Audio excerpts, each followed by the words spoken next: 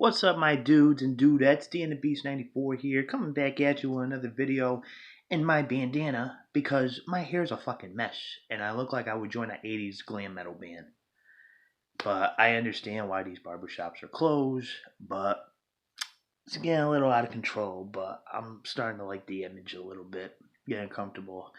Now, if I could just do something with this, that'd be perfect. But anyway, um, something sparked my creativity, and I want to know who your favorite. How would I say this? Your Mount Rushmore for wrestlers. When you envision in your head, like, who would you see as the four wrestlers that come to mind? On a statue. Like, who are those four wrestlers that would fill that void? Um, and I'm gonna tag three people: Nick Kurtz, DVD Freak, and Mark Boy 316. I'm not necessarily sure how you tag people on YouTube, um, but I want you to provide me with who are the four wrestlers that you see as your Mount Rushmore. Doesn't have to be your favorite wrestlers, just people that you know off the bat deserve that spot. Why?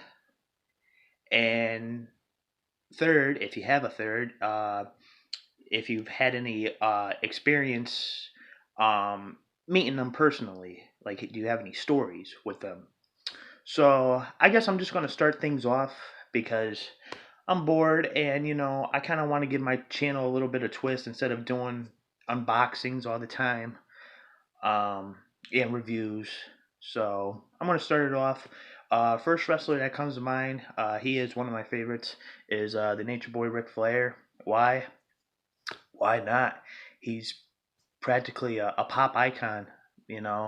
16-time world heavyweight champion, and he's mainly referred to by anybody: sports, music, um, just anybody. Like, even in like rap songs, you hear Ric Flair's name.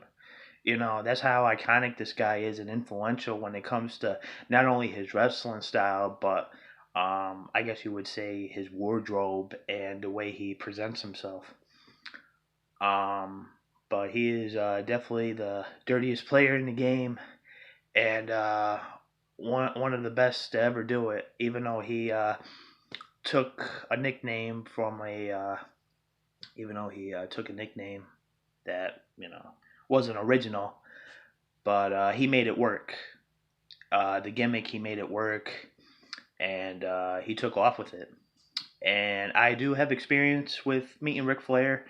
I was supposed to meet him two times. The first time, he was supposed to come down here in my home city for Northeast Wrestling, but he had backed off due to vending issues. I'm not sure if he was offended by Waterbury or what, but he never showed. So it was like, fuck. You know, I was all fuck Ric Flair that day. Whatever. um, but I ended up meeting him almost a year later at Rhode Island Comic Con.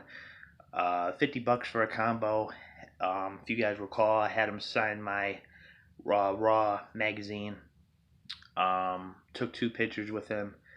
Very nice guy, very presentable. On to the second guy I would choose, and I'm a huge fan of his brother, Owen, obviously. And if you guys know where I'm going with this one, I'm going to pick Bret the Hitman Hart. You know, just because just the way he was trained. Traditionally by his father, came from a wrestling family, started off in Stampede, made his way into WWE as a tag team, and proved that he could do it on his own as a singles competitor. And he's practically one of the best of all time. He's overcame many obstacles, um, deaths, health scares, and he definitely deserves that spot when you look up and you're like, all right, who are the top four wrestlers that come to mind? And Bret's definitely one of them. And I've also met Bret Hart once. A couple years back, he appeared for Northeast Wrestling, and I met him. Not really an engaging person, but he was mostly quiet that whole tenure here, and got his picture, got his autograph. I'd like to meet him again. Hopefully, have him sign one of my DVDs or Blu-rays, and hopefully get more out of him when it comes to a conversation. Even though I didn't really ask him anything, because when it comes to meeting guys, by the time I meet them, I'm just like, oh shit, like I don't even know what to ask them. um, Third guy that comes to mind is Mick Foley. You know, he basically worked from the ground up. Doing stuff in the backyard, and with a guy who didn't have the best body or the best physique, um, he made it work. And a guy who can literally go by three personas and do them all well, whether they're scripted or not, and you know, just remembering all that he can do, especially with like finally bringing in his Dude Love character into the WWE while he was still Mankind, and he had recently brought in Cactus Jack by like 97, 98, and he was just going by all these personas, and he just made all of them work. 98 Royal Rumble, he made three.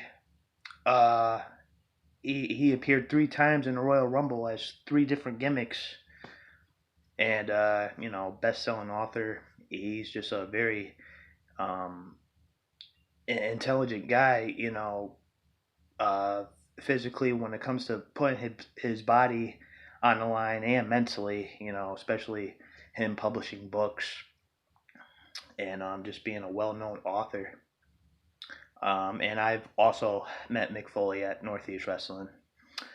Um, about like 2 years ago now. Final guy I would put on this list is Chris Jericho, just because that guy's done it all. He was heavily inspired by the Hearts, wanting to be like Chris Benoit and Eddie Guerrero. Basically adopting a name similar to like Eddie and Chris. When Chris was the Pegasus Kid, Eddie Guerrero was Black Tiger Mask. Um, he became Lionheart, and he really evolved his character into something. Um, I guess something immature, too mature. Um, and he's been able to do everything. He is a mesh of what you would put wrestling and music together, and he has like one of the best theme songs of all time with breaking the walls down, and his new theme, Judas. um Guy's done it all, and for him to become the first undisputed champion and the first ever AEW champion, he's definitely um, broken the boundaries when it comes to like lifelong achievements. And the guy's going out 50 years old, still kicking it, still somewhat in the best shape, but he's still kicking it. I don't have any stories with meeting Chris, but hopefully one of these days, I'll have the honor of meeting him. He's definitely on my top five. Um, and that about does it. So, leave your likes, comments down below, and as always, subscribe if you're watching this channel and you haven't subscribed yet. Um, Hit that subscribe button. Support. And as always, guys, Dan the Beast 94 signing off. Until next time.